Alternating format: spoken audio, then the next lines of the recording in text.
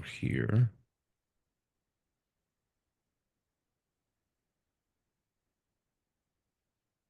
You got that?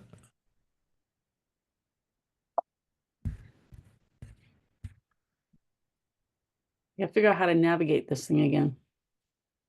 Oh, you can just use your keyboard. Use the arrow on the keyboard if you want to.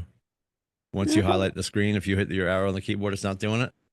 Then you could actually oh, drop there it back. goes. There you go. Okay. Perfect. All right. I'm obviously making a joke because it's Zoom and there's no traffic, but the roads are slick, so maybe some of the kids will be a little bit late. Who knows?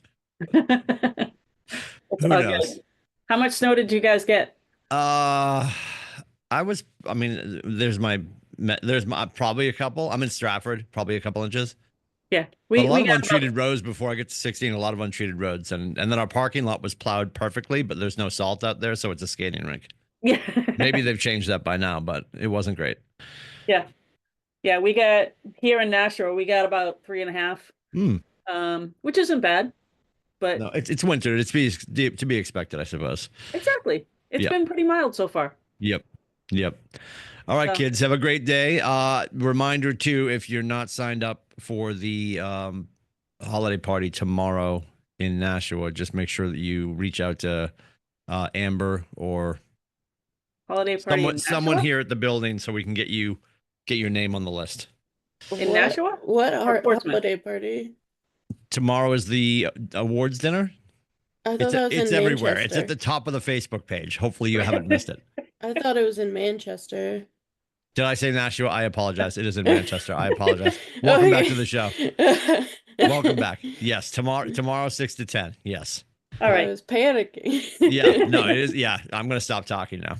Yep. All right, It's kids. all Have a good. great day. Bye. All right, you too. See ya. Hi, Deanna. Hi, how are you doing? I'm good. So right now you're the only one. So if you want to leave your voice unmuted, this way we can chat because I think you'll get a lot more out of it if we can do it as an interactive versus me just talking for 2 hours. Yeah, sure. Cool. All right, I'm excited. Let's get started. So today we're talking about lead follow-up. So keeping every lead. So that's what we're going to be talking about today, which is fun. I love lead follow-up, believe it or not. I'm assuming you already have the workbook, so I'm going to skip past that. So today, what is a lead?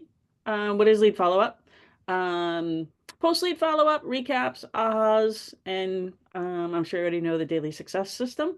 And it really is a daily success system. I know a lot of people try to not do that piece of it, but it's probably the most important piece. All right. So the life of a lead. Most people buy and sell about every 10 years, 7 to 10. It's extended out a little bit right now just because of COVID and rates and stuff like that. But every 7 to 10. And so our job is to really keep in touch with people during that whole time so that when they're ready to buy, that they think of us. And hopefully they don't think of anybody else. I'm going to say the average person probably knows 7 to 10 realtors, and you want to be that one that they're going to call when they're ready. So, Dana, are you a new agent or have you been around for a while? Um, Pretty much end of November. Okay, so pretty new. Cool. Well, welcome. Thank you. So that 7 to 10 year cycle really is true. I have some people that move every 2 years. Literally, I have moved them every 2 years for 20 years. So, it just depends on the person. But if you don't keep in touch, you don't get that repeat business. So definitely want to keep in touch with people. The lead follow-up, the framework is you have possible people. So these are people that you meet in different places. You might meet them at an open house. You could meet them at a networking event. You can meet them anywhere. Just go to a party and meet new people. So those are possible. And then you've got probables. So those are people that you're in contact with. So you've had a phone conversation with them. Maybe you've had a text conversation. You've met them in person. They could have reached out to you somehow. So those are more probables. And then the profitable, obviously, those are the ones that you've closed. So that's where you're actually making money. And the idea is that you just kind of move people constantly through this process And once they get to the profitable side, believe it or not, you kind of start the process over. And don't be surprised if you call somebody, a couple weeks after they've closed just to check in and see how things are going with their new house. And they're like, why are you calling me? It's literally like starting over again. It's like the first conversation. It's like, they're like, I already bought my house. I'm like, oh, I know. But I'm still here if you need anything. Well, what would I need? Well, I don't know. Do you need contractors? Do you, it could be anything, but, just so it kind of is like starting over again, but go through that awkwardness after a couple of calls, they realize that you're not trying to sell them. And then they start going into that probable business for the future again. So it really is just a repeating cycle. If you're not first or second in their mind, you probably won't get the business. Very, very true. So you have to be the one that they're thinking about, which means we have to keep in touch with them at all times. All right. Do you have the Millionaire Real Estate Agent book? I do. I'm reading through Shift first. Okay, perfect. We're in a shifting market, so Shift is a great book to be reading. Definitely read it. Millionaire Real Estate Agent was the first book I got when I got my license 20 years ago. And I have literally followed most of the systems in there my entire career. So it's an amazing book. Definitely, my opinion, definitely the best real estate book out there. Hello. Hello. Feel free to keep your mute off. I'm good. I prefer having like interactive conversations. So if we get a bunch of people in that are talking all at once, then go ahead and mute. But other than that, let's try to keep the mics on if you guys don't mind. Okay. All right. So what is a lead and what is a contact? So a lead is a person who you have their contact info. You've either gotten it because they opted into your website, somebody referred them to you, maybe you met them at a party. Well, that says that you haven't met them yet, but somebody you don't really know. I would even put a lead as someone that you met at a party because you don't really have a relationship with them yet. And then contacts, a person whose contact information you have saved in your database. Okay. You have met them in person or had a conversation with them on the phone. So this is somebody that you're starting to create a relationship with, versus a lead is somebody that you don't have any relationship with. So kind of keep that in mind. The idea is to move our leads into contacts. Okay, because contacts then become clients. And if you guys have any questions, stop me. Some of this stuff is pretty straightforward, and other stuff I'll have a lot more to say about. So fortune is in the follow-up, mind share. So we want a piece of their mind space. Okay, we want them to be thinking about us. So as leads, 19 contacts, so 4 touches, quarterly phone calls. That's not a lot. I will say as they move closer and closer to that relationship, the number of contacts is going to increase, and those contacts become easier. So, just kind of think about that. This is a guideline. More touches is not a bad thing. You can overdo it though. Okay. So if you're calling them every week and you don't really have a strong relationship with them, you're probably going to push them away. I had somebody on my team years ago that came out of the industry of collections. And so every lead they got, they called them every single solitary day, sometimes 2 and 3 times a day, until the people blocked their number. Okay, so there isn't too much, but there's a long way in between, a quarterly touch and calling somebody 2 or 3 times a day. So, and different people are going to need different follow-ups from you. So kind of gauge it as you're talking to them where they're at. And then 12 touches, monthly email, newsletter, market report, video. A lot of those touches can be automated. So Command has lots of different campaigns that you can send out. You can, what I do a lot of times is I'll have a couple different campaigns, but they go at different intervals. So you can literally, depending on who you're putting in this campaign, you might have somebody that gets a monthly email, or you might get somebody that gets a monthly email, say on the 1st of the month, and then they get a different type of email from you on the 15th of the month. And so every month they get 2, but they're 2 different things. Okay. Or you spread it out, and maybe they get a market report one month and they get a newsletter another month. You're going to decide kind of what's right for that particular contact. Touches, 2 promotionals. So promotional direct mail could be a magnet, could be a calendar. You can print out a market report specific to their house. That takes a little bit more time, but it's worth it. Some of the promotional stuff can get expensive, and there are other things that you can do that are not as expensive. So, just kind of think about what is it you can do that gives them the touches, gives them valuable information, because a touch without any value doesn't really do a lot for you. Okay, so make sure you're doing something that has value to them. So you could do like a market report for a town and send that specifically to everybody that you have that's in that town. So there's things like that that you can do.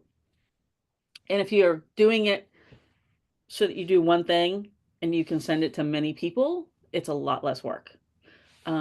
It's also a lot less work if you can plan it in advance, so that you don't have to be trying to do it and think about it at the same time. And then an annual touch. So it could be an annual party. It could be a movie screening. It could be a get together. I used to have parties at my house about once a year. Usually I would try to do it before the holidays, but before all the holiday parties started. So I would do it in like November.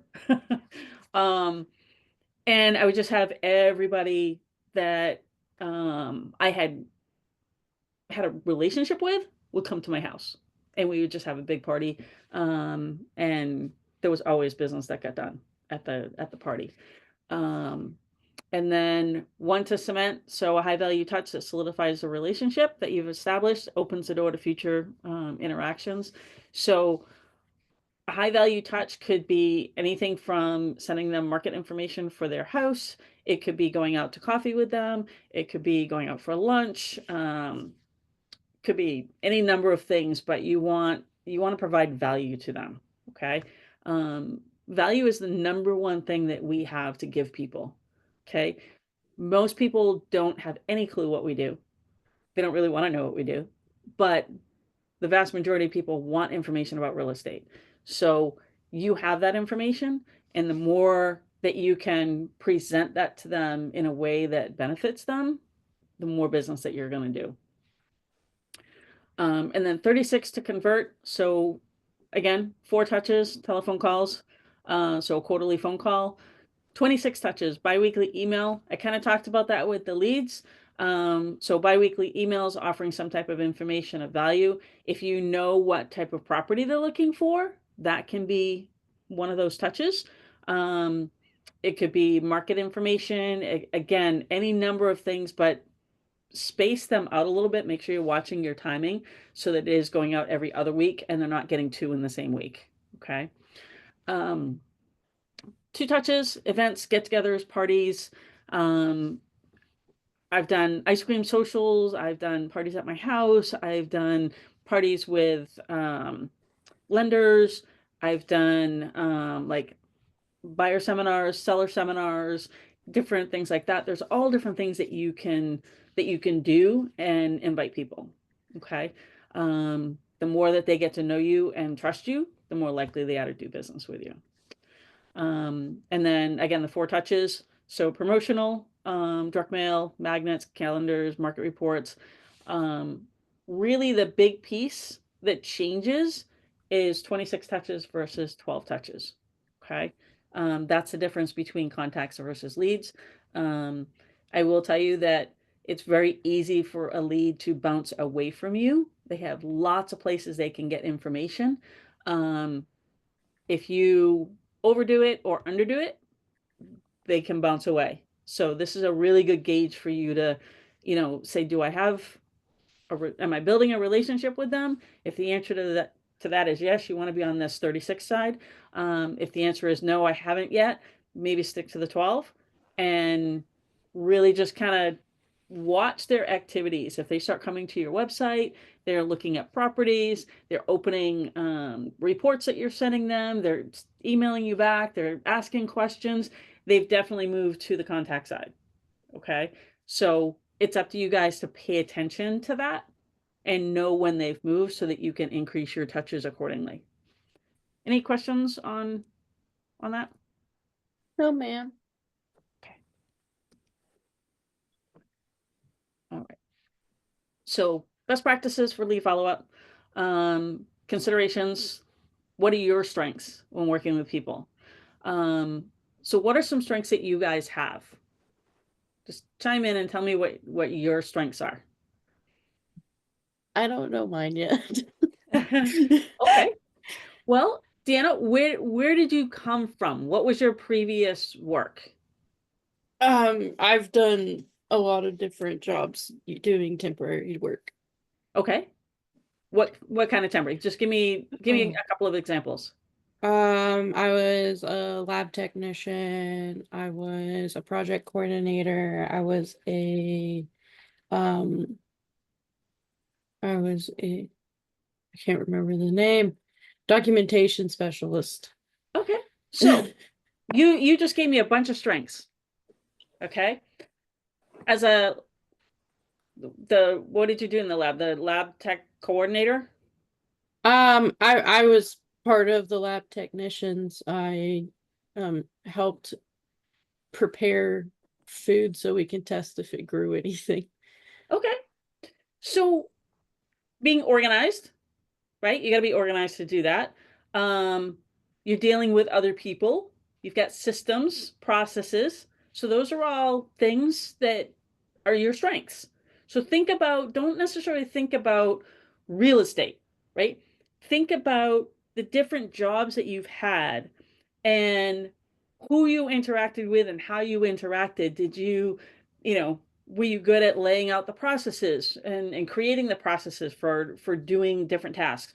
How is your interaction with the people that you worked with? Are you good at systems? Those are all strengths that you have that help you work with people. So one of my strengths, I used to be, so I've had 3 careers. I started out in accounting, and then I was a software engineer, and now I'm in real estate. In my accounting world, I used to say I could make numbers dance. Now, most people hate numbers. They hate math. They hate algebra. They hate accounting. They hate balancing checkbooks. They hate all of that. I loved it, okay, because I can make numbers dance. Well, in real estate, that's a huge benefit for me. It's a huge strength because I can look at things and I see a creative solution that is outside the box, but it's still perfectly legal. There's no reason why we can't do it. It's just not what every other real estate agent does. Okay. Um, and so when you bring those strengths with you, I'm helping an investor right now to purchase a property. We thought the homeowner told them that it was only $240,000 owed on the house. And so we're writing an offer because the house needs a complete rehab. So we're writing an offer for a little bit more than that, thinking we're good. We're going to put some money in their pocket. Everything's going to be good. I did my thing, all right, because my second career was software engineer. So I go out and I start looking at all the numbers. And I dig into the registry and I find out there's 4 mortgages on this property, and there's 3 seconds on this property. And so before we even have a signed contract, I'm talking to my buyer and we're talking to their title person. And then I'm on the phone with the title person and we realize that actual outstanding on the property is more like 330. Well, that's a huge difference. So that's a strength I bring to my client, right? By using all of my past skills for my accounting, my software, being very analytical about things, and also being creative with numbers, and just going back and saying, oops, Houston, we have a problem. My client's still going to end up buying the property, but they're going to be buying it now as a short sale. And so we're going to be putting that deal together later today. And so, did we change? Yes. But did I bring my past strengths into my deal? Yes. Okay. So that's what I want you guys to think about. Like, what do you bring to the table? If you were in customer service, well, you bring that calmness to the table working in customer service. You've dealt with a lot of different personalities. You know how to deal with them. So, I can't pronounce your name. I'm sorry. Sue, but you can just call And me Sue? Sue. Okay, Yes, Sue. you can just call me Sue. Okay, I will do that. Sue, what is your past? What are some of the things you bring to the table in strengths working with your clients? Uh, I worked in a marketing field, so kind of Okay. advertisement and public relations. Perfect. Yeah, That's a huge thing. and then maybe about for a long time, I was just a homemaker. Yeah. Not just. That's a huge skill, right? Because you had to balance a lot of things. You had to juggle things. You had to keep everything moving because you were the homemaker. So you had to get everything around the house done. You had to get, if you have kids, you have to get the kids off where they're going. You're doing meals, you're doing shopping, you're doing everything that your spouse or partner isn't doing because they're out working, right? Mhm. So those are huge strengths right there. That's organization. Those organizational skills that you bring, all the marketing that you bring to the table, those are huge strengths that you bring when you're working with people. So don't discount your past careers, okay? Think about what you did in the past and how it relates to real estate. Bring that in because all of those past skills that you have, doesn't matter what field you worked in, you're bringing those skills with you, okay? So really take a little bit of time, maybe later today after we get off this class, and write down like what you used to do and how you can adapt that to real estate. Because your organization, your marketing, your working with people, systems, processes, that's all stuff that you're going to bring in. And it's all things that are going to help you connect with the right client so you actually connect with the client. Okay. That connection is huge. Hi, Patrick. Hi, sorry, I'm a little late. I had a call I had to do. That's okay. I've got everybody off mute so that we can all chat. So unless it gets noisy in here, go ahead and pop off mute and feel free to jump in. So what are some reasons that you might have for contacting a lead, and what are some of the touches to do before and after a call? So we already talked calling people quarterly. You might call them because I have a past client that just this morning got notified they looked at a property 3 times on my website. Do I want to call them? Yep, I do. Okay. Now I call that person on a regular basis, but they just looked at a property 3 times and it's in condominium complex that I know they want to be in, and those properties don't come up very often. So we've got open houses there this weekend. Chances are I'm going to be going to an open house this weekend. Okay. So that's a reason for contacting them. They may have sent you an email asking questions. Well, maybe you could just respond to the email. What if you call them? Right? Does that have a little bit more impact? They asked you a question, instead of just firing off an answer, you actually get on the call and say, hey, I wanted to call because you asked this question. So what else is going on? Answer the question. What else is going on? Do you have any other questions I can answer for you? Chances are if they're asking one, they probably have more. Okay. What can you do after a phone call? What else can you do after a phone call? You can write an email summary of the conversation and send it to them. Absolutely. That's a great one. What else? Just shoot them over a quick text saying that you enjoyed having a conversation with them or something related to the conversation. Absolutely. Love that. There's one more big one.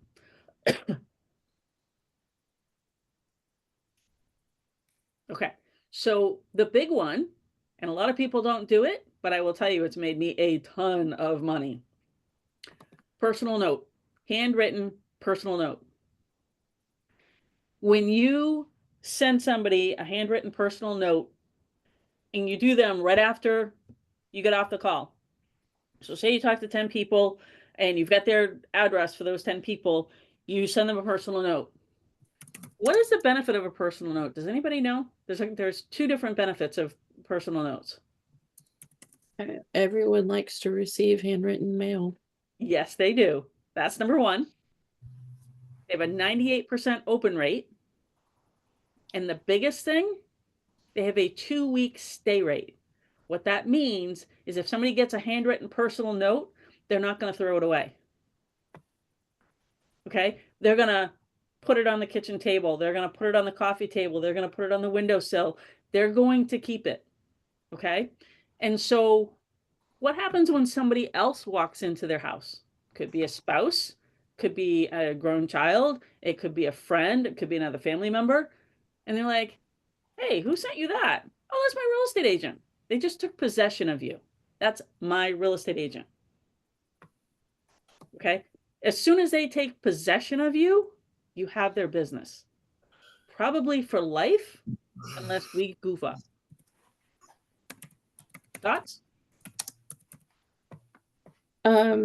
Question actually. Sure. Do you use like regular paper, or do you have like special stationery that you use?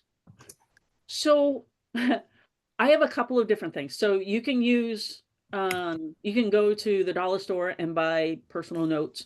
You can go to your favorite printer and have them do personal notes for you. You can buy them through the what's the Keller Williams store, the Red store, or any one of the Keller Williams stores will have personal notes. You can go to a local printer and get them. I did Buffini coaching for a long time, and they used to send me 50 every month, and I have a ton of them left over. And so I have those. Plus I have ones that have my brand on them. So really, I mean, take your pick. It doesn't really matter what's on the front of the note card. And I've sent notes out. I had one person I called them, and they were like, life was happening and they were just in tears on the phone, just having a really bad day. And I sent them a personal note, and the only thing it had in it was a hand-drawn big smiley face. And I threw my business card in with it. I said, and then at the bottom of the smiley face, I said, I hope today is better, because I knew they weren't going to get it the same day. So I hope today is better. That person called me in tears. They're like, thank you so much. That meant the world to me. It was a smile. So what's in it is less important. It can be, hey, thanks for taking my call on Tuesday. It was really nice talking to you. I hope you're having a great day today. It can be anything. So it doesn't have to be long. A lot of people think they got to write this big, long, drawn out note. No, you don't. Just a little short note acknowledging the conversation and sending your business card along. It's one of those 12 touches, right? And so you've had a phone conversation, and now you've sent a personal note. You've had 2 contacts with them, 2 touches in a week. 2 different touches. Okay. So just something to think about. I love my personal notes. You can follow up with an email. You can follow up with a text message. So, hey, get down. Sorry. Get down. I have kittens, and sometimes they get into things. Apologize. How are you using conversations to let people know that you're in real estate and how to contact you? From what I've been told, the best way to do it is to ask them how their career is going. Yeah, or what they do for work. Yeah. Because somebody asks you what you do for work, you're going to tell them, and then what's your response? What do you do? So by asking a question like that, it opens the door for them to ask you the same question. So that's a great way to open the door. How about how to ask for a referral? How do we ask for referrals? Patrick? Basically, just when you're talking to them, just say you're looking for people to help. Ask if they know anyone that needs help, or if there's anyone that they may know that services something related to real estate that you should know to make a connection. Cool. I love that. So I'm going to ask you to dig a little bit deeper on that, Patrick. And when they know that person, okay, how do they connect the two of you? Well, I guess you would either ask them to do an introduction for you, Yeah. or get a contact information from them and find out whether or not it's okay to contact them. That's the best one. I'm so glad you said that, because I've had a ton of past clients that have said, oh, hey, can I get some more of your business cards? I give them out to everybody. Okay, at that point, the answer for me is no, because nobody has called me. So I educate them that, hey, if you've got someone that you think I can help, would you get permission to give me their information so I can reach out and introduce myself? When I say I'm going to introduce myself, that's not a pushy salesperson, right? So and I'll even say to my client, I'm like, you know, I'm not pushy, but they don't. So if you give them my business card, they're probably not going to call me. They're going to lose it. They're going to find it later and be like, I don't know who gave this to me. And then they're going to chuck it. If you call me with their information and get permission for me to call them, I will follow up with them right away and introduce myself. The business you get that way is 10 times better than them handing out a business card and hoping someone's going to call you. If you can get them to do a connection email where they send an email to both of you, say, hey, Patrick, I want you to meet Terry, and then put a little blurb in about each person. That's a great way to do it. So any way that you can get them to make that actual connection, 100%. I might even say, think about, like, we can all work with buyers and sellers, investors, contractors, like we can all work with all those people, right? Think about your business, think about your personality. Who's the business or what type of business do you want? Okay. And then think about how you can explain that to somebody so they can refer you the business that you want. Okay. So as an example, I work with a lot of investors. And so when I go to a chamber event and I've got my 30-second elevator speech, instead of just saying, hey, I'm Terry Lajoie, I'm with Keller Williams Realty. And, you know, if you know anybody that wants to buy, sell, or invest in real estate, I would love to help them.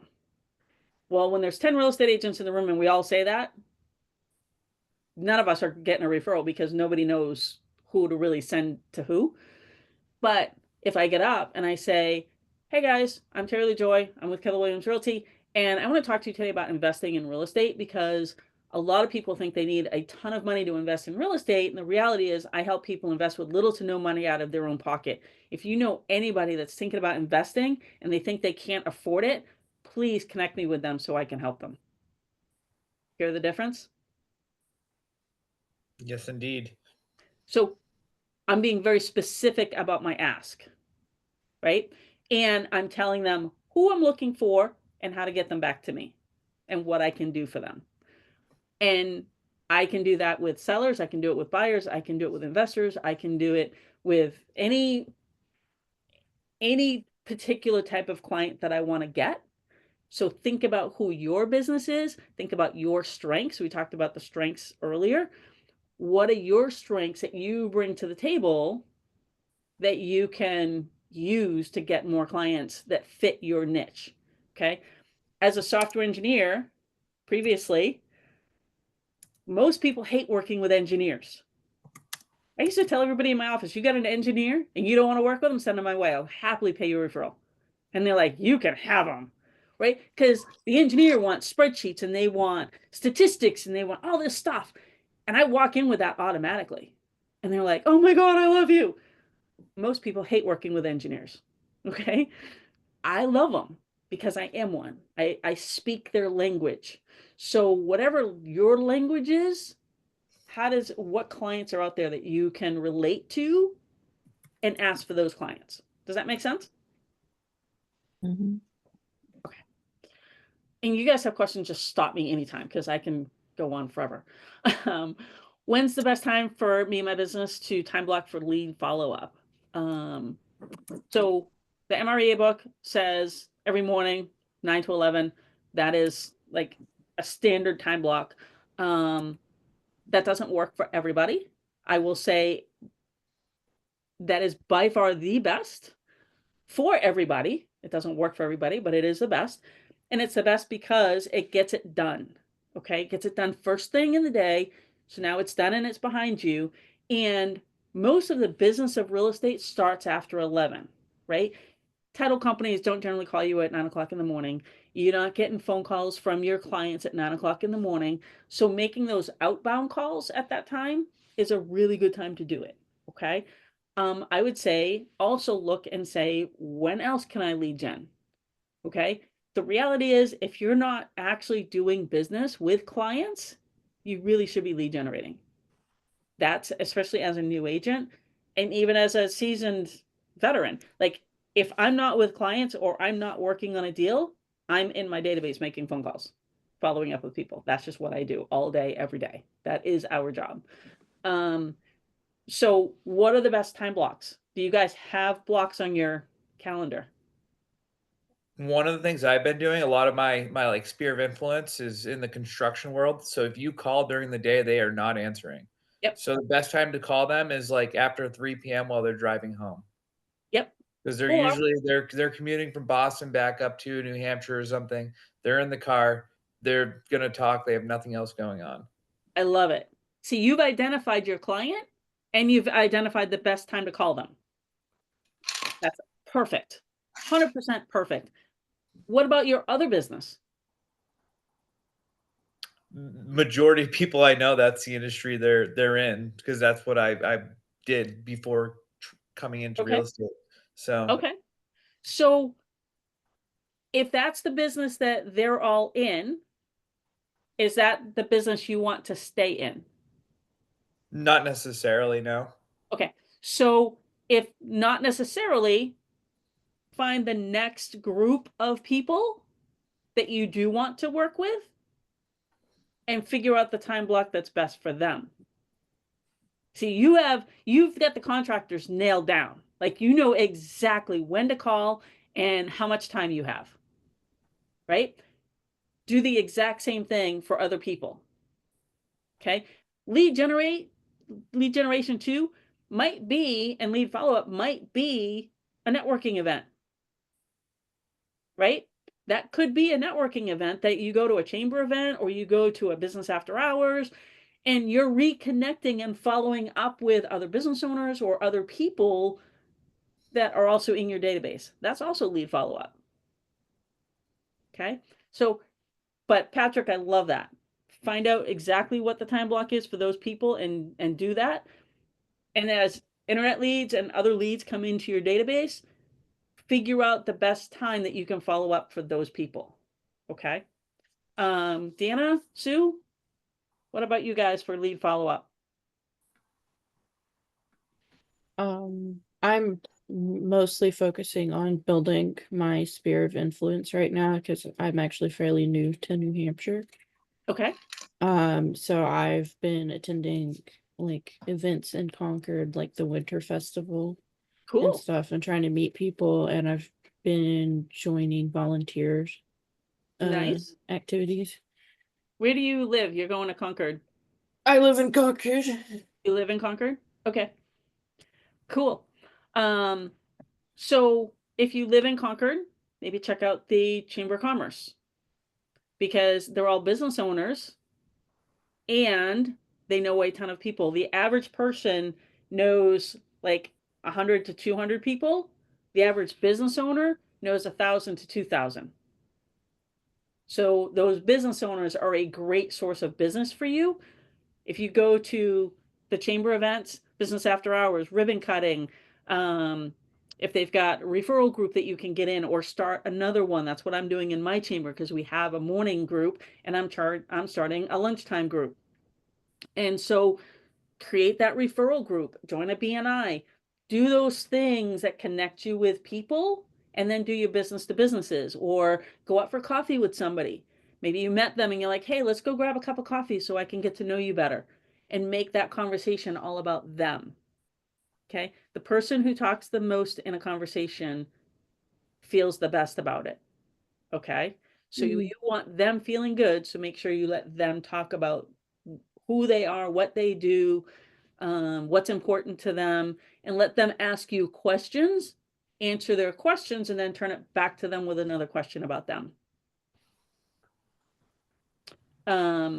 So again, make sure you block off time in your calendar. 9 to 11 is the best time, especially for like cold leads or internet leads, anything like that that's come in.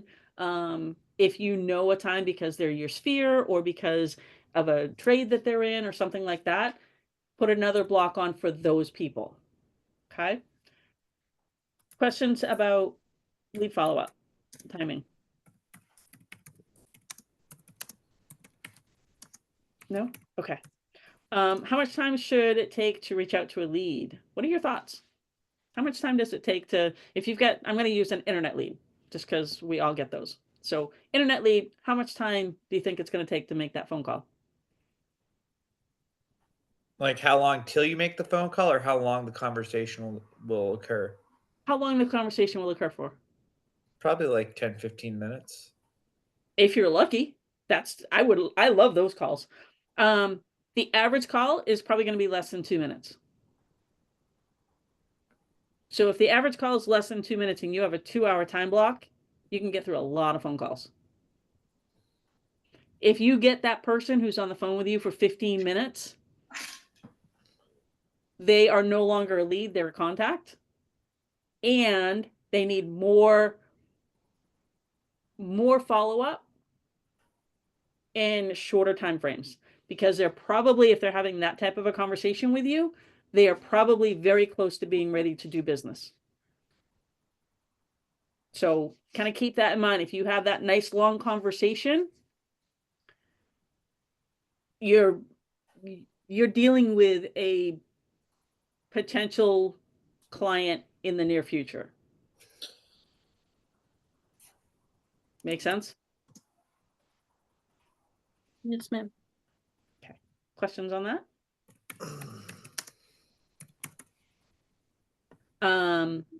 How do you hold yourself accountable? Since real estate is one of those businesses that if we show up to the office, everybody's happy to see us and talk to us. If we don't show up, I don't want to say nobody cares, but nobody's going to call you and be like, hey, you were supposed to be here at 8 o'clock. Where are you? Right?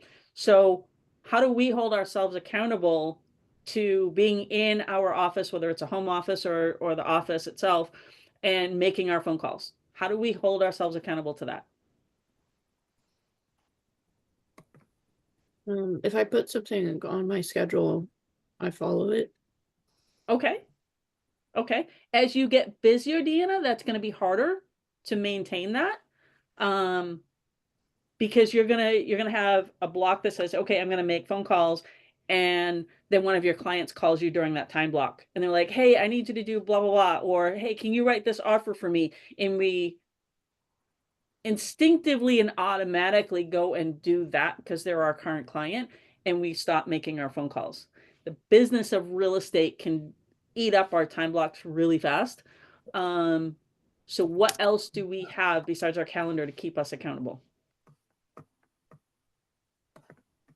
You could get, not that I'm doing this, but you could get an accountability partner and you guys could hold each other accountable. Absolutely. Kind of like Fight Club, right? Yes. If you guys aren't coming on Fight Club, join us on Tuesdays and Thursdays. I'm there most Tuesdays and Thursdays. I'm not always there for the whole thing. But I've started coming, and it's actually kind of cool. And it really is accountability because you're on camera. So nobody's listening to you. The audio is off, but everybody who's on that call knows that we're all sitting there making phone calls, and that's what we're supposed to be doing. And it does make you more accountable. The other thing you can do is track your numbers. Okay. I use a system called CTE. I know that KW has a system for tracking your numbers, where you can put in how many calls you made, how many contacts you did, if you booked any appointments. You want to track your numbers. It does two things for you. One, it holds you accountable. Okay. When you set your goal for the year and you say, okay, well, this is how much I want to make. This is what my taxes are. This is how much I need to close. This is how many contacts I got to make. Are you hitting that number? If you're not hitting that number, you're not going to hit the goal. So that's another form of accountability. And figure out what system works for you. Okay, but track your numbers. Tracking your numbers is critical, especially as you move forward. When you go forward and you're like, okay, well, this year I closed X number of deals. Next year I want to close Y. how do I increase and get to that number? Okay. If you don't know what you're doing today, you don't know what you need to do tomorrow to improve your business and increase your income. Questions, thoughts? So the other thing, we all have Tim. Tim is amazing, productivity coach. You can book appointments with him and get help from him on how to hold yourself accountable and, you know, how to make sure that you guys are doing the things you're doing, how to create systems, make your life easier, create systems. I have a book that I'm going to recommend to you guys too. Let me see if I can get it up here. It's called, can you read? Let me see if I can get it. I had it. Nope, I can't. Anyways, Brian Tracy, Eat That Frog. It talks about doing the thing that you don't want to do first thing in the morning. Make that the first thing that you do. So if making cold calls is not what you want to do it first. Calling your current clients is going to be fun. Do that last. Because the other thing that happens when you do that, you get all the hard work done, and then you get to go do the fun. The hard work is going to be draining. The fun is going to refill your bucket. Okay. So that's one of the things I do. If I'm having a bad day and I'm like, I just don't want to make these calls, I'll make 2 calls that I don't want to make, and then I make 1 that I do want to make. And then I go back and I make 2 more calls that I don't want to make, and I do 1 that I do. That keeps me cycling so that I can get through all of the calls that I need to do. Okay. Activity. So annual occurrences, your activity, and then your plan. So we've talked about all of this stuff already. Contacts. So calls, texts, conversations. We need at least 4, so quarterly. And then connect with every lead at least quarterly. Offer them something of value. Ask for a referral. So offering something of value can be as easy as, hey, if you need any contractors, if you're doing work to your house, you need contractors, or if you're planning a big project at your house and you want to know, you know, how much is that going to increase the value versus what you're spending. So if they're going to do a new kitchen and they're going to spend $150,000 on a kitchen, are they going to get $150,000 in value back? Probably not. So the difference between what it's going to increase the value and what they're spending is the I want it factor. Okay. They're doing it for them and for their personal enjoyment. And when you kind of explain that there's that difference, that's value to them, right? Asking for a referral. Some people have no problem saying, who do you know that wants to buy or sell a home in real estate? You know, no, some people have no problem with that. That was a challenge for me. So I would ask people, you know, call me if you know anybody that wants to or is thinking about buying or selling that I can help. Or if you know anybody that needs my services, or if there's anybody that's got questions about real estate. Those are all ways for me to ask for referrals. The other thing, when we were in a buyer's market, I would find a really good house and I would call some of my past clients. I'm like, hey, who do you know that would want this house? This is a great house and I really want to sell it. It's not my listing. It doesn't have to be my listing. It's just a great house at a good value. Do you know how many clients I've gotten that way? How many referrals? Oh my God, tons. So there's lots of ways to ask for referrals. Okay. So activity, email, newsletter, market report, video, 12.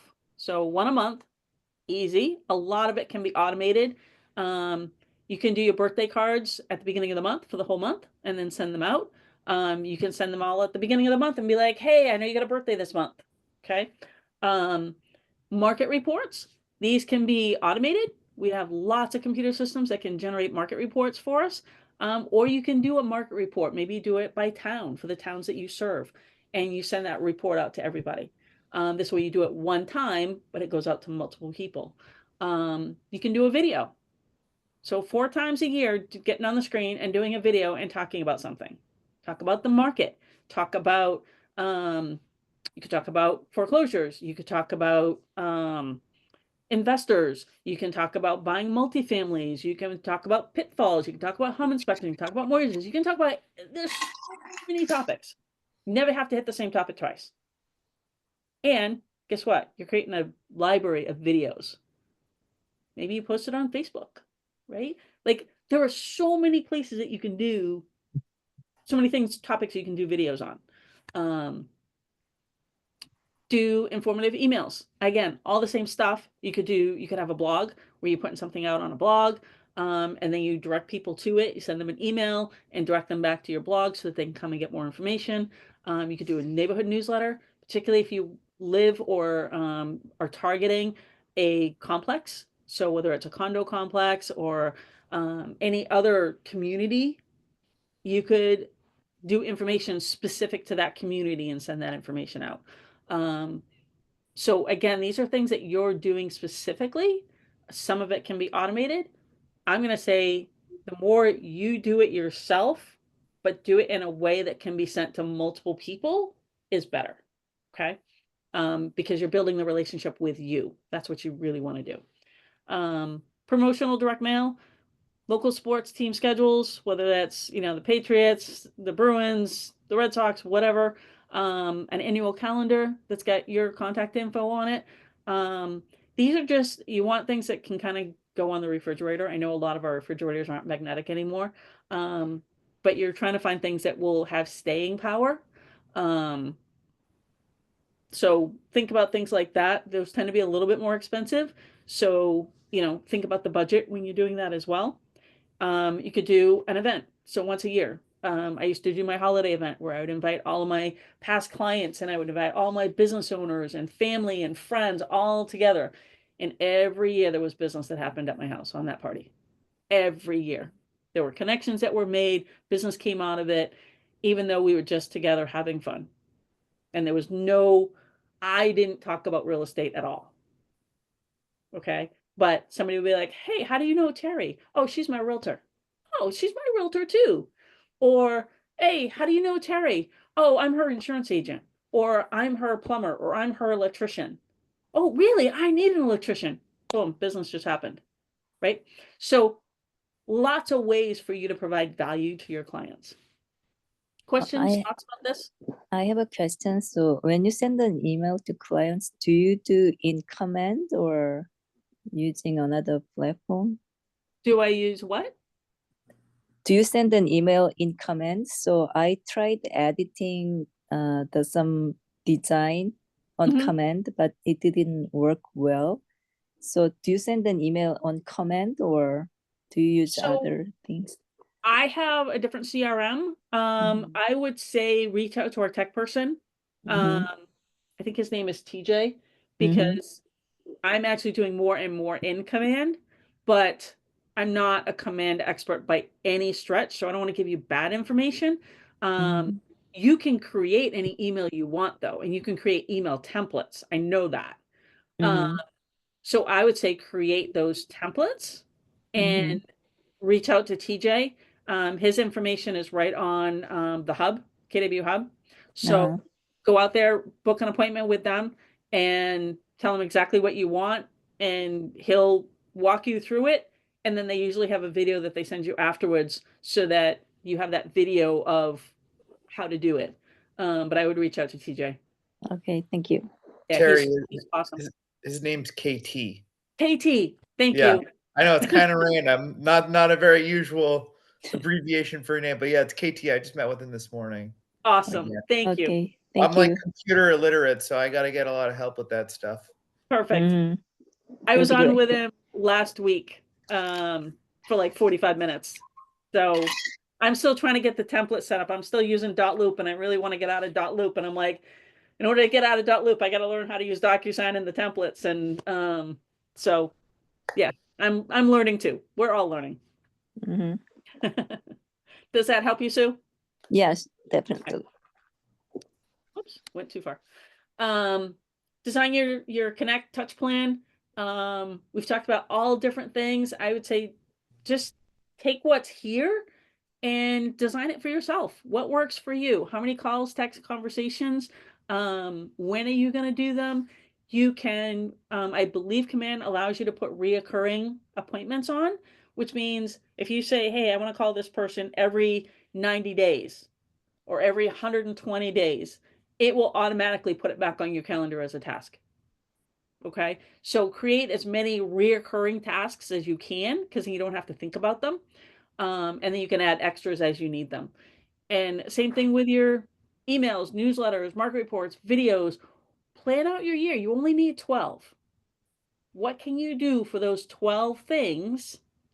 And then put them into command so that they just go automatically. Okay. So again, now we've automated that. Promotional direct mail, that can be automated depending on how you're doing it and what you're doing. If you're going through a printer, you can say, hey, I want this to go out twice a year, done. Or send it out through command. We've got lots of marketing stuff that can go out through direct mail. So there's lots of ways to do it. Build your event. It can be an ice cream social. It can be a day at a local ball game. There's so many different things that you can do. They don't have to be expensive. And if you are doing something that's a little bit bigger and you have a lender that you work with, maybe they'll help contribute for you. Okay, so you guys can do it together. That's a way for them to get referrals too, and it's a way for you to get referrals, because if you both invite your clients, now you're meeting their clients are meeting you. That's a win-win. Okay. If you don't want to do a lender, you've got title companies, you've got electricians, plumbers, any contractors. Like, contractors don't get invited to stuff like this very often, and they want to grow their business too. So think about who your other business owners are outside of real estate and partner with them. I used to have an electrician that I did a ton of stuff with. It was great. So do this exercise, okay? Please. Make an impact. Focus on value. What is your value proposition? Okay. So you guys heard my 30-second elevator speech. That's a value proposition, right? I'm going to help people that want to invest that think they can't afford it. That's a value proposition. What are some other value propositions that you guys have? Deanna, I'm going to pick on you. What value? I don't know. Well, you're organized, right? Because one of your past jobs, you had to organize things. You've managed projects. So managing a real estate deal is really just managing a project, right? Right. And I was a documentation specialist, so I shouldn't have any issues with contracts. Exactly. And documenting your conversations so that if something comes back later, you have that. Right? Yeah. So that's your, like, think about your past history. Like, what value did you bring? Sue, what about you? What are some things that can go in your value proposition? Maybe I'm teaching Korean in public library as a volunteering. So That's maybe, amazing. maybe I can I can give some contents or guidance for Korean who wants to speak Korean. I'm gonna say, look, you have a gold mine. That is an absolute gold mine, because you speak their language. Mhm. Most real estate agents don't. Okay. So you have a whole niche right there that you can market to. You can be doing some of your communications can be in Korean. You can be targeting those people because they are naturally going to feel more comfortable to you. Oh, okay. So you mean the Korean community? Yes. Yeah. Right. If you're not really focusing on that, I would highly recommend it. Yeah, I will. Because I've had Korean clients. I had some really good clients that were from Korea, and they were first generation immigrants here, and it was challenging, but the husband spoke English pretty well. The wife spoke very little, and but I did several transactions with them. Oh, So, they buy and sell homes just like everybody else, and you have the ability to communicate with them at a much higher level than somebody like me. yeah, right.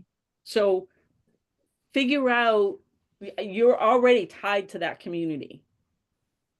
If there's, organizations that you can join that get you more access Mhm. I would highly recommend that.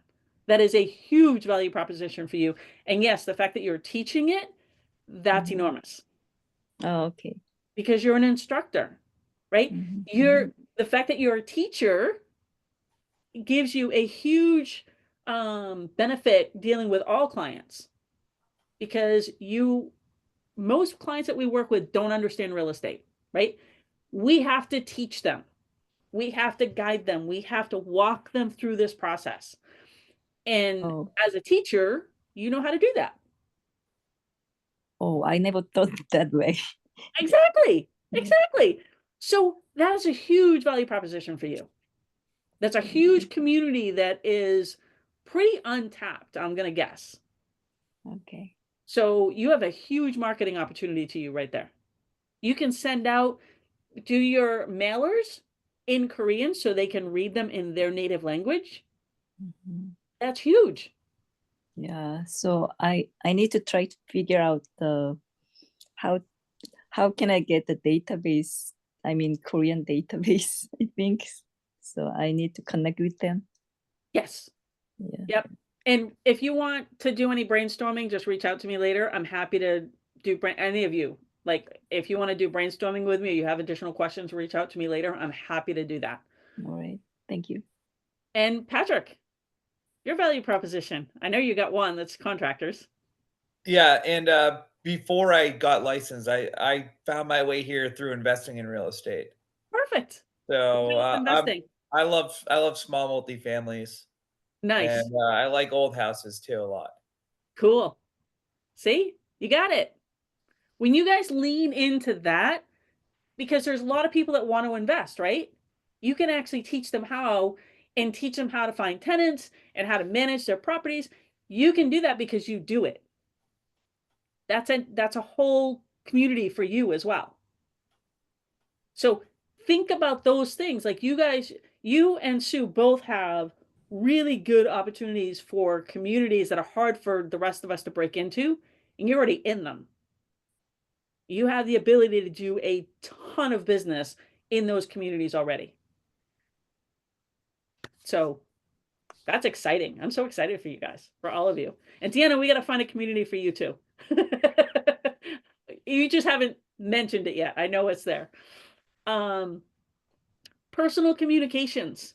So again, phone calls, personal notes, emails, text, all of that is personal communication in person, whether it's a chamber event, it's a networking event, it's whatever, being face to face. If you're doing like a working by referral system, there's pop buys where you pick up a small little thing. It could be, you know, flowers in the summertime, or in the spring that you bring them a little package of flowers, you know, little forget-me-nots, other things, and you put a little tag on it with a cute little saying, and you just pop in on them.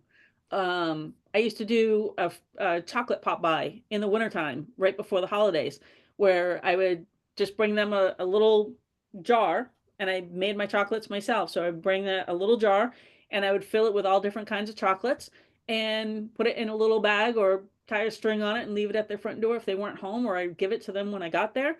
Never cross the threshold when you're doing a pop by, because it's 2 minutes or less.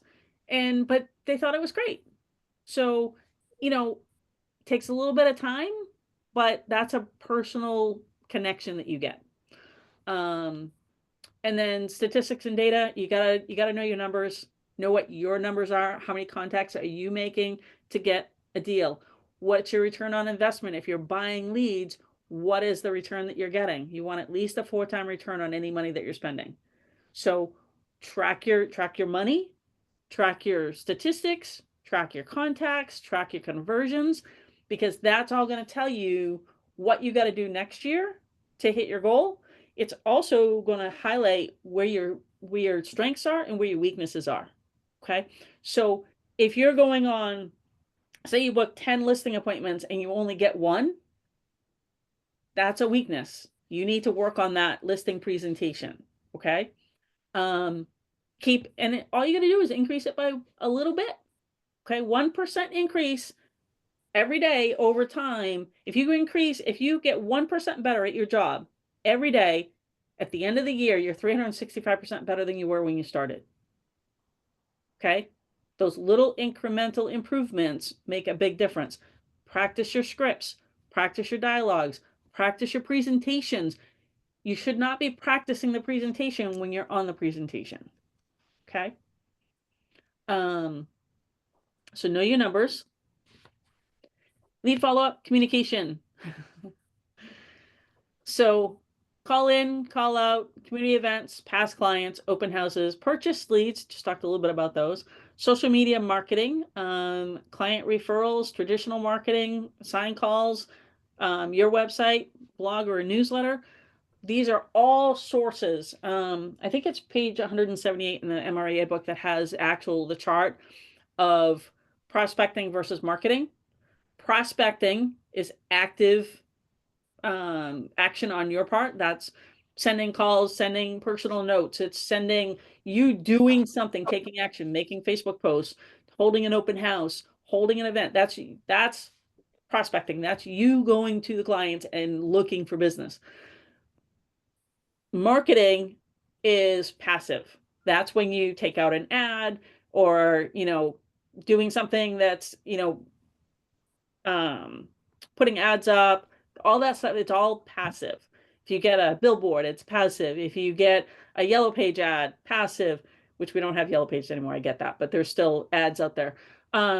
So marketing is very expensive and you're relying on somebody else to call you. Prospecting is very proactive and it's you going and getting the business. If you live on the prospecting side, you will have a much stronger business. And you can backfill with marketing that will help you as you grow. When you have more money to spend, you can do some marketing. But I would always start on the prospecting side because you have control of it. Outbound calls, statements or questions for calls. Why are you thinking about buying or selling? Tell me more. Tell me more is huge.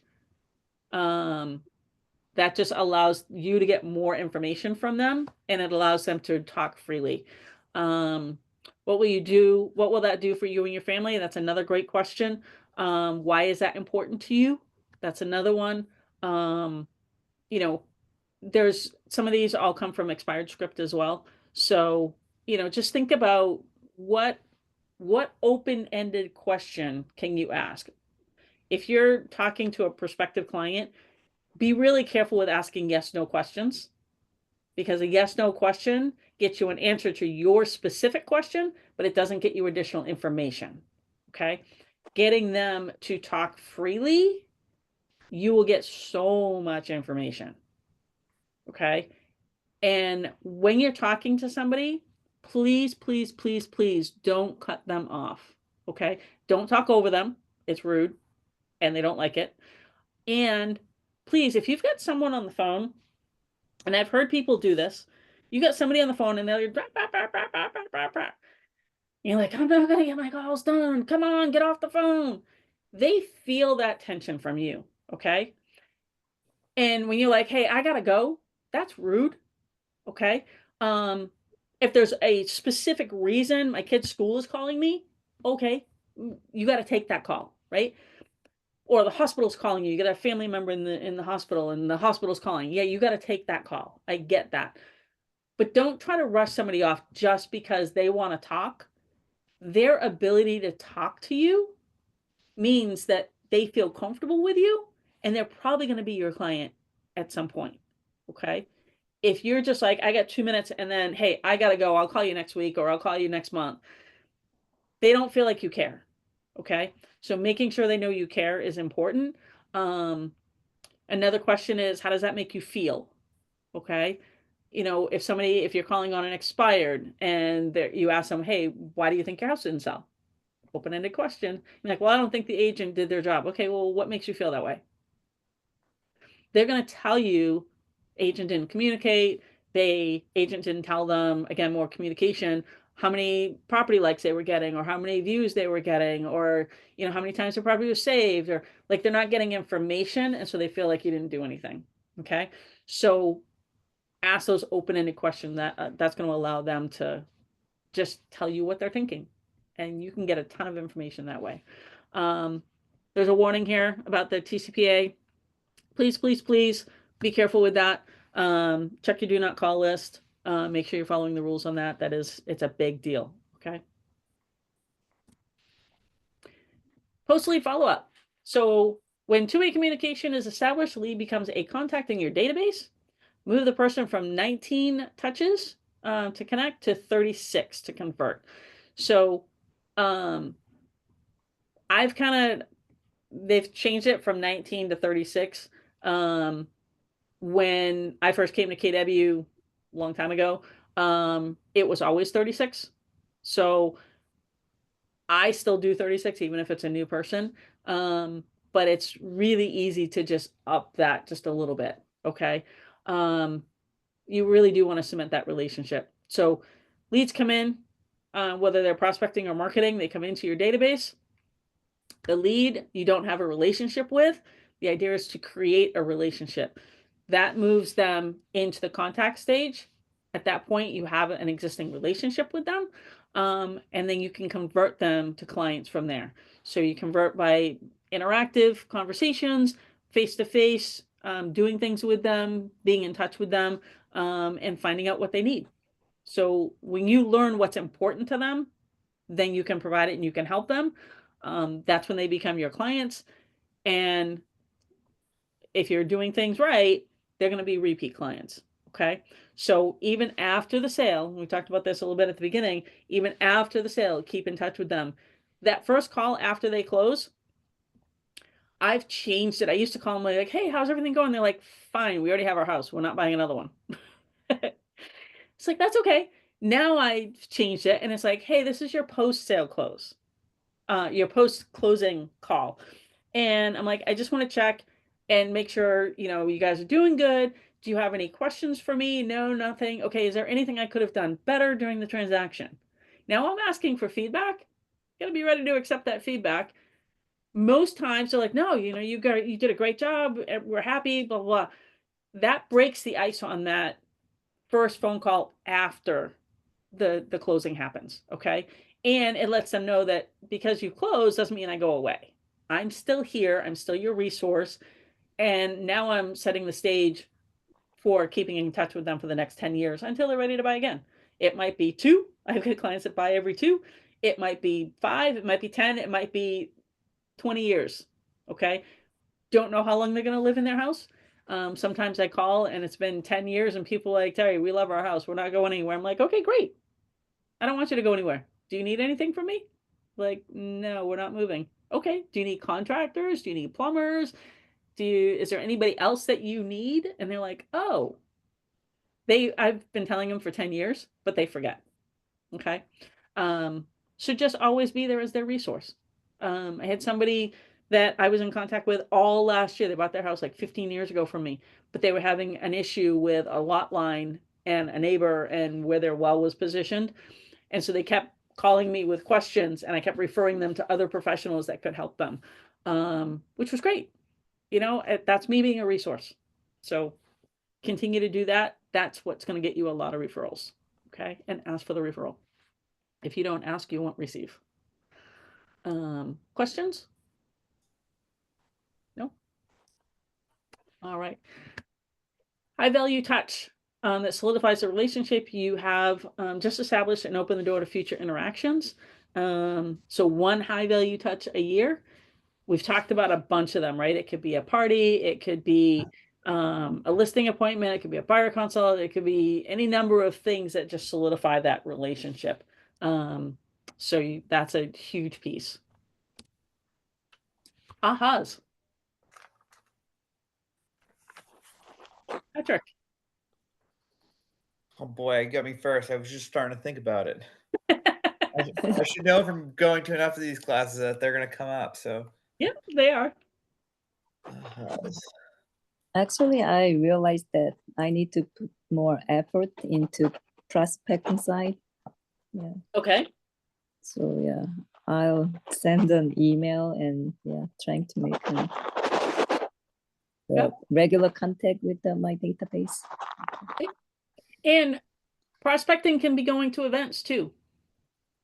So, Oh, if, again, tapping into that Korean community, if mhm. there are events within that community, that's prospecting. You going and introducing yourself, that's prospecting. Oh, good to know that. Yep. Deanna? I need to figure out what my niche is. Okay. I got it. Also, while we were doing this, I scheduled a charity event that I'm going to tomorrow. Nice. I love it. And not everybody has a niche. Okay.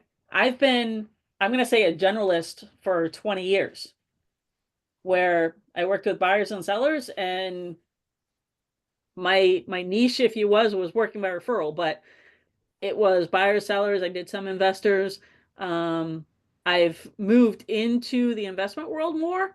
And so I'm doing more business in that world. But for the most part, I've been a generalist, and that's okay. It's identifying who your client is. So, and who your client is doesn't have to be a niche. It can be something that says, you know, different, whatever your strengths are. Like my strength at being an engineer was data. So I'm looking for people that like data.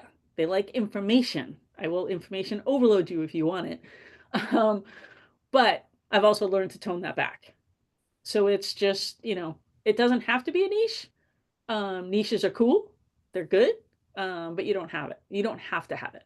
So really think about your strengths. Hone in on that. Patrick, back to you. So one thing is going back to leaning into the contractors. One thing I know from working around contractors is when they like if the lean into them because they'll trust me more than somebody when they see somebody like it's like the suit and tie type person. Yep. They They run. automatically assume that you're looking for some way to screw them. Uh-huh. They think you're going to take advantage of them.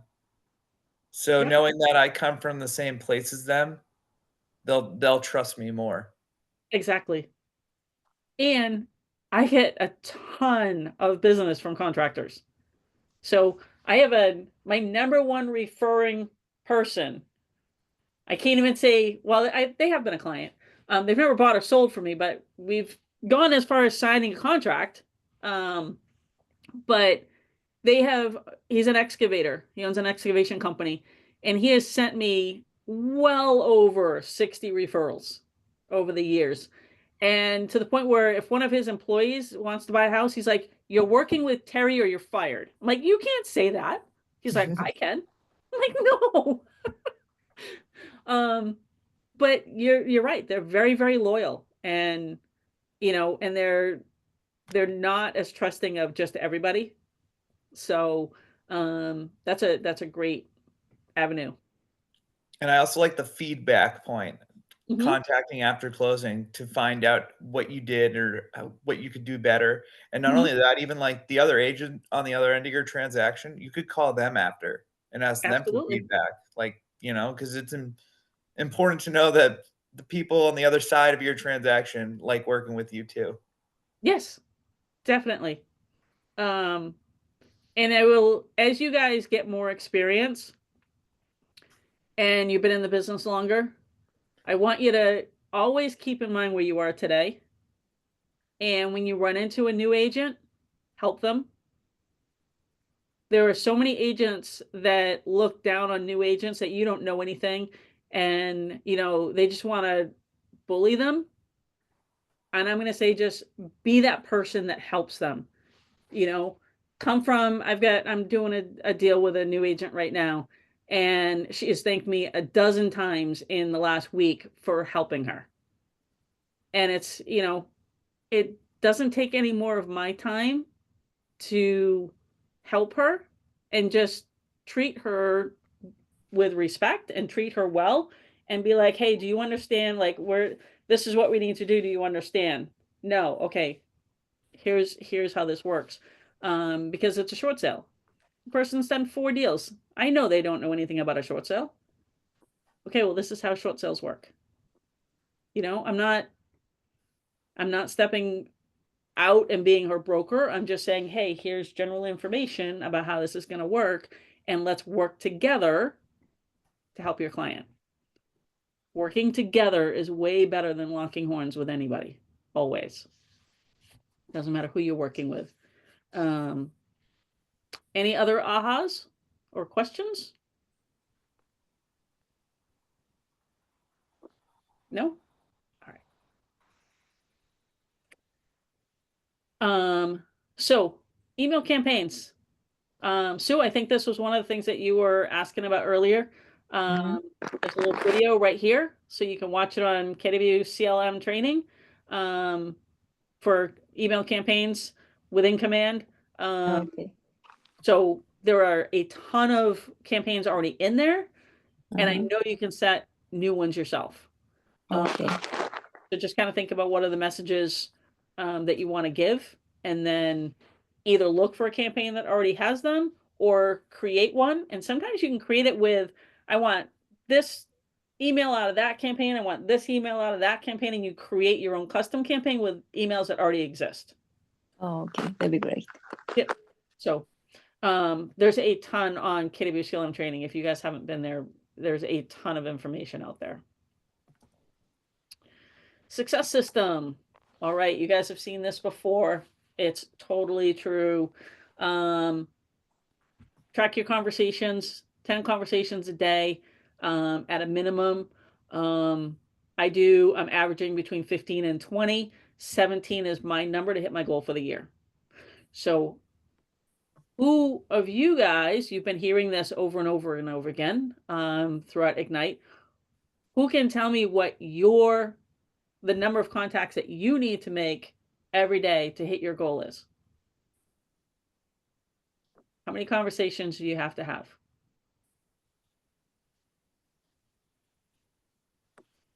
Crickets.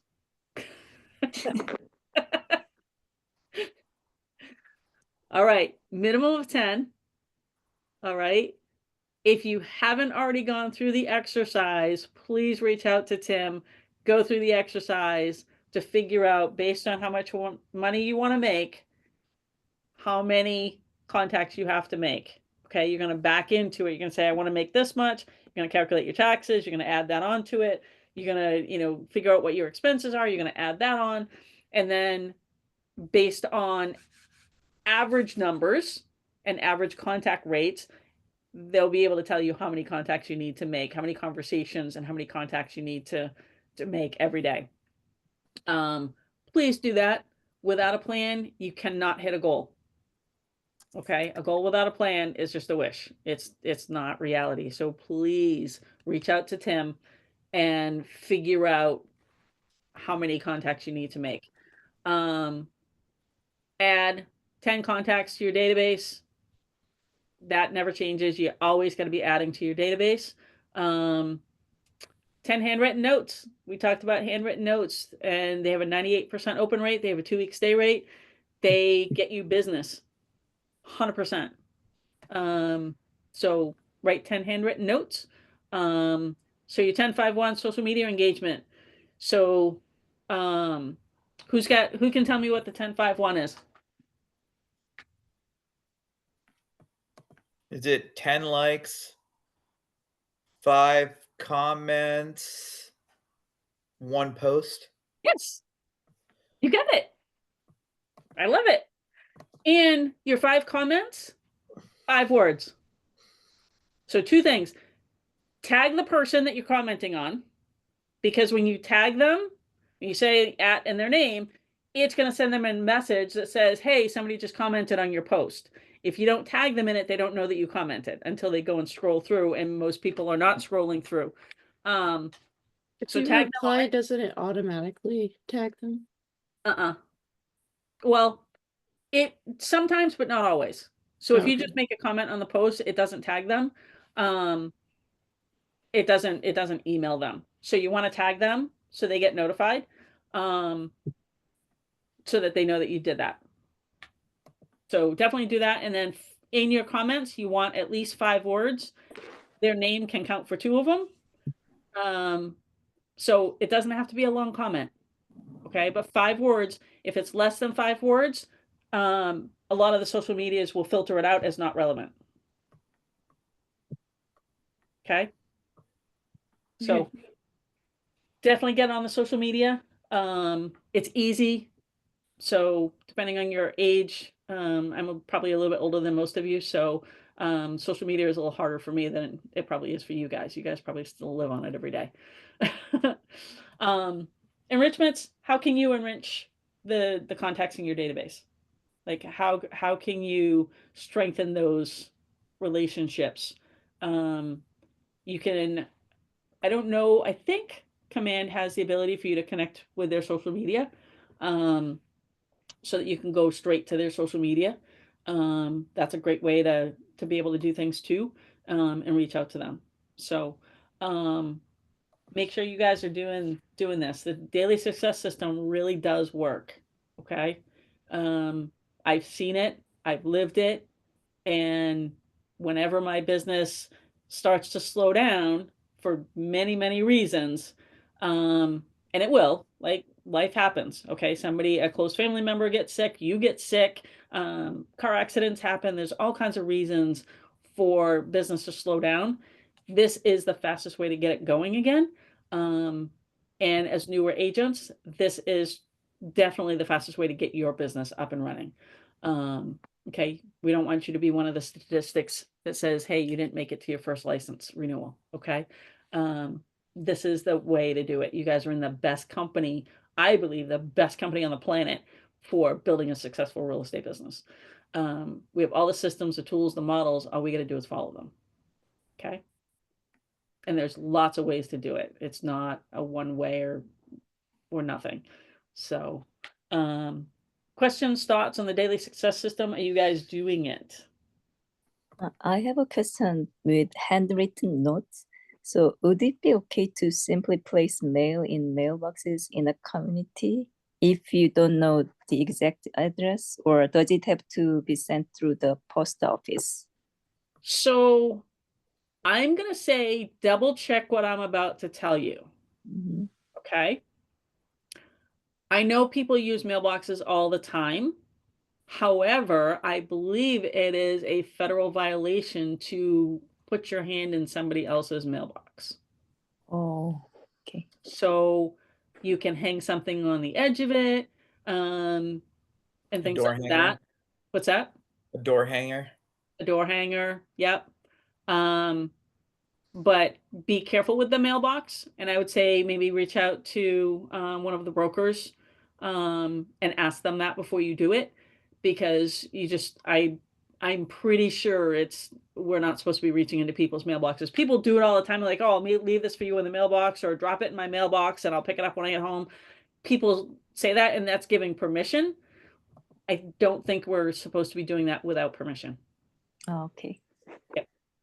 So, believe me, the postage is worth it. For a handwritten note, the postage is well worth it. Mm-hmm. So, other questions? And are you guys doing this? Are you doing 10 conversations, adding 10 people to your database, writing your handwritten notes, doing your social media, doing your enrichments? Are you guys doing those things? No, not exactly. I can tell by the crickets. So okay, so here's the question. What is stopping you? Why are you, and Patrick, I'm going to pick on you because you actually answered. So why are we not, well, first off, let's go down through the list. Are you having 10 conversations with people per day? That's probably the thing I'm doing the best at. Okay, perfect. So we got 1 done. So we're Yeah. making those 10, track them. Okay. And it can be as simple as, I have a notebook. These are my notes for the day. All right. So you can't see it. Darn it. I don't know how to get the camera to take it. But anyways, it can be just a simple notebook. Before school starts, I go over to Staples and I buy them for 25 cents, or I get them at Walmart for 25 cents for a 1 subject notebook. I've probably got 30 of them stacked up in my cupboard. And I just, every day I put the date on the top, and every phone call I make, every conversation I have, I log it. I put the notes in the computer system, but now at the end of the day, I count up how many contacts I made and how many dials I made, and it all goes into my tracking system. So I can see over time, and I can look and see how many contacts have I made for the month.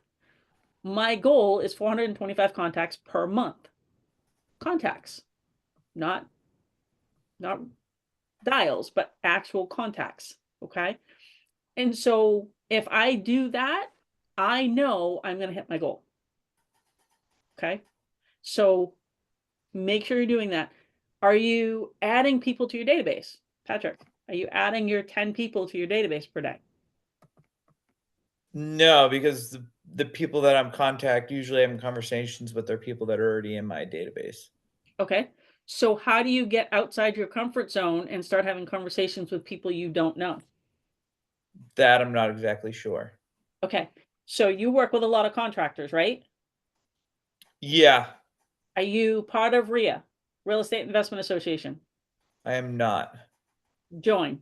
It's pretty short dollars. It's like I 80 go to bucks. a lot of meetups, but almost everyone there is typically usually also a licensed agent. Well, but there's a lot of people who are not. If the group that you're going to is all realtors, you want to be where there's other people who aren't realtors. Okay, so find a different group. There's lots of them around. Are you part of the New Hampshire Home Builders Association? No, but I have seen those. I've wanted to go to some of their events, but I haven't yet. Yep, because not very many realtors go there. Contractors go there, not very many realtors go there. So do that. You can, and again, I don't think it's very expensive to do. Are you part of a local chamber? What town do you live in? I'm in Dover. You're in Dover. Okay. So I would not necessarily go to like the Portsmouth chamber only because it's so big. It's like Nashua. I don't belong to the Nashua chamber, even though I live in Nashua because it's big. Big means a lot of people, but big also means it's hard to build those relationships. Dover's going to have a much smaller chamber of commerce. So I would, and you can go to events. I would go to a few events and decide if you like that chamber. Maybe you look at Rochester, you look at Somersworth, or you look at, some of the other towns around you. Find a chamber that you connect with. Okay. And then there's usually 4 events that I go to, and this is good for everybody too. Okay. There's, if you can get into their referral group, do it, or possibly start a new one. Okay. Which is what I'm doing in my chambers. I'm starting another referral group because there's already a realtor in the morning group. So I'm starting a lunchtime one. So you can do a referral group. You can go to the business after hours. That's usually once a month. There's a business after hours. You can go to, at our chamber, we have a luncheon leads. So there's usually about 30 people there. There used to be about 5 realtors in the room. Now we're down to 2. And the second realtor is one that just started coming. And then there's either a morning chat or there's ribbon cuttings, or find 4 events with the chamber. So this is how you make it manageable. You don't have to do everything. You don't have to join a bunch of committees. You don't have to do all that. I think my chamber is like $290 a year. Okay. And it gives me free access to all their events. So I go to morning chat, lunch and leads, business after hours. And there was one other one. But I do 4 events and that's it. Those 4 events, different people show up at all 4 events, but there are some that cross over like myself.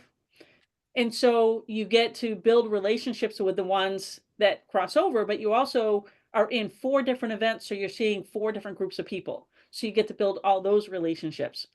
When you walk into that, if you're going to have the opportunity to speak publicly, then have your 60-second spiel. You heard mine about investors, right? That's a great one for you, Patrick. Say something different. What you don't want to do is walk into a chamber event or any networking event and be like, hey, I'm Terry Lajoie. I'm with Keller Williams Realty, and I'm here to help any buyers or sellers that want to buy or sell real estate. That's what everybody says. Find something unique to you that targets a group of clients. Now you can have 4 of them, and at every event you say something different, or you rotate through the 4. So if you're doing luncheon leads and you got 4 different elevator pitches, you give a different one every time, so they're not hearing the same thing all the time, but you're still different from everybody else in the room. Okay. You'll very quickly start to get to know people, and then you build the relationships. When you meet people, take their business card, go schedule a one-to-one with them. Learn about their business. Who's a good referral for them? How can I help you? Give, and it comes back to you in droves. Okay. So I would go there. Does that help? Yes, it does. Cool. Find any group that you can visit and figure out which ones you're comfortable with. Some of them, you may walk in and everybody there is in a suit and tie. Well, you're a contractor. Is that where your comfort zone is? Yours might be, but the people you want to meet, maybe not. If the people you want to meet aren't in that room, pick a different event.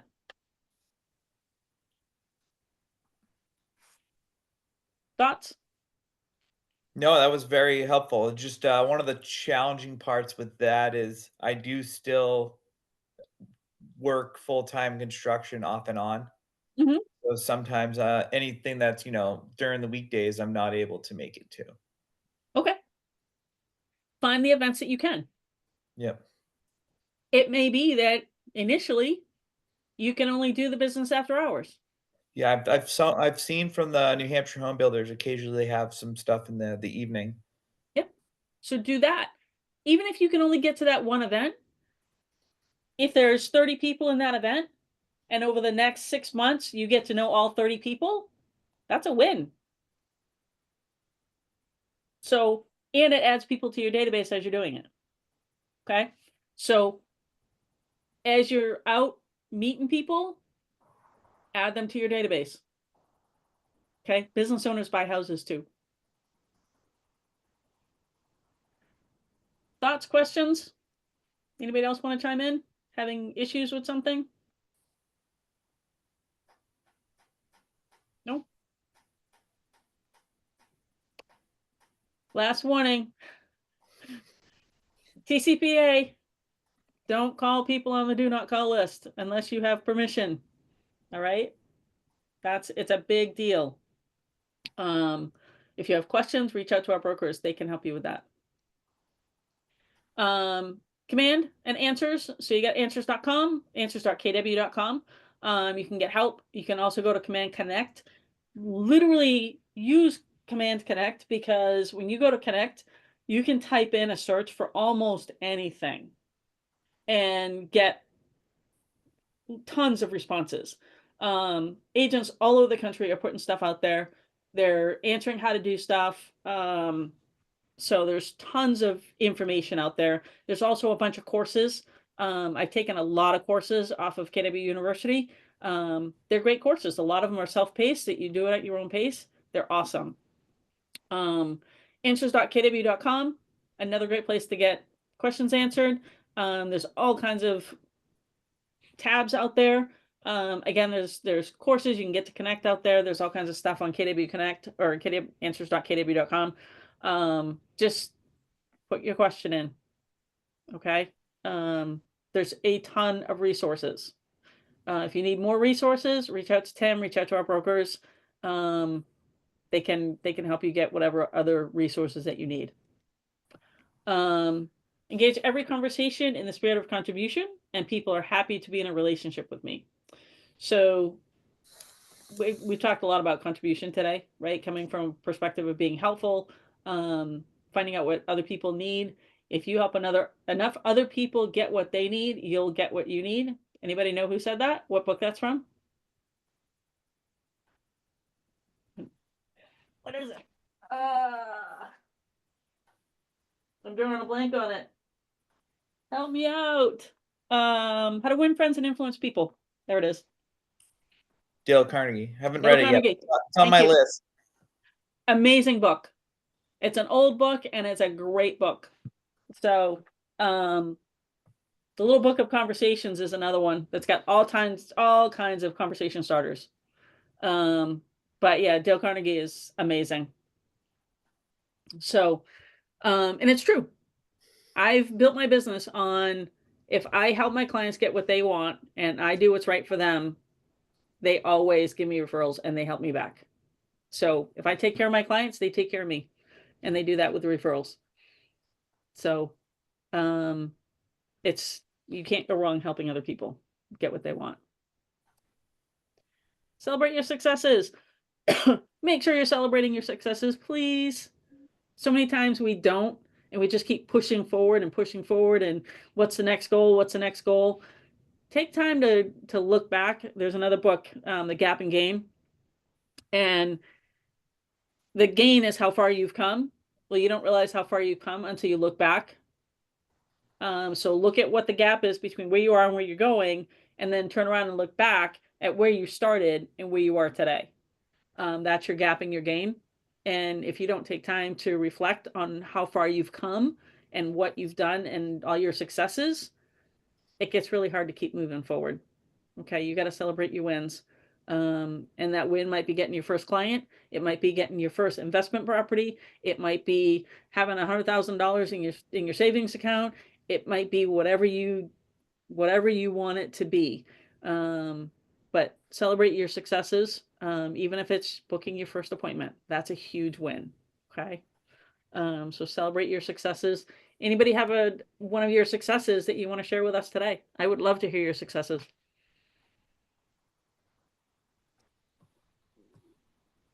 Deanna. I haven't really had any success yet. Yes, you But have.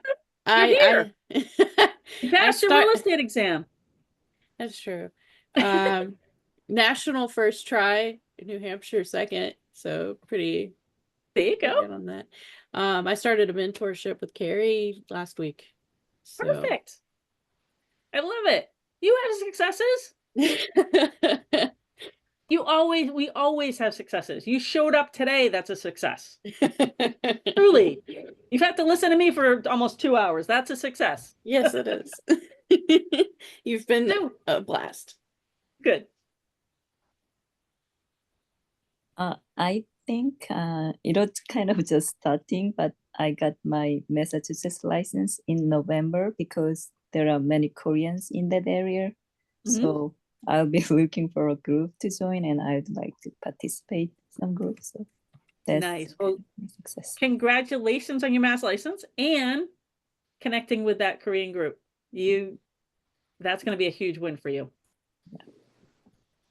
So good job. Patrick. So I got licensed like 6 months ago. I've had 2 transactions. Sweet. And recently my duplex in Dover appraised. I bought it for $444 and it appraised for $553. Nice. I love it. Congratulations. Great successes, all of you. Cool. Keep celebrating your wins, please. So next session 11, follow up with leads. So how to follow up with leads that come in your database. We talked a lot about it today. They're going to dig in deep to that on the next class. So do you guys have any questions for me before I let you go?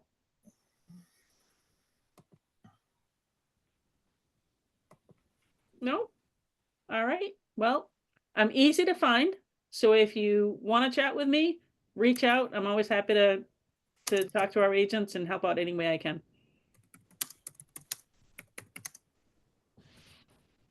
All right. Thank you That's so going to wrap up our much. class.